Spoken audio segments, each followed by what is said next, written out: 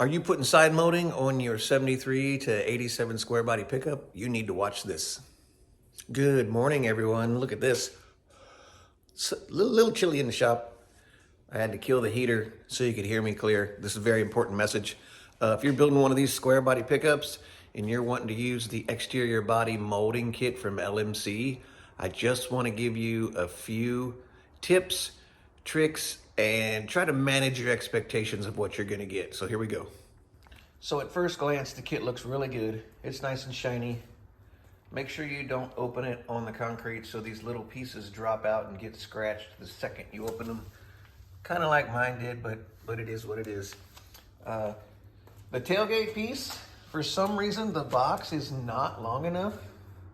So you can expect your tailgate piece to look like a candy cane, but I think with some heat, that'll straighten right out.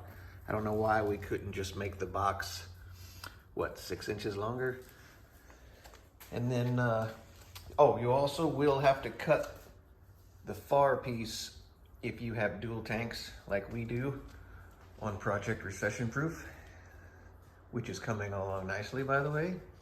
And the last thing I wanted to give you guys, a piece of information. LMC has a video. Kevin Tates, love that guy. He puts on great stuff. So that's the title of the video. He shows you exactly how to do it. Shows you the trick and the tip to measure from the body line down with a grease pencil all the way down the truck. So I just want to make this video real quick so you guys knew what you were getting, knew what to expect, and knew how to do it. And shortly, we'll show you guys exactly what it looks like on our truck. Be sure to check out our YouTube channel, Family's Garage, and you'll see this molding go on and you'll see the entire build of this beautiful truck. Thank you guys.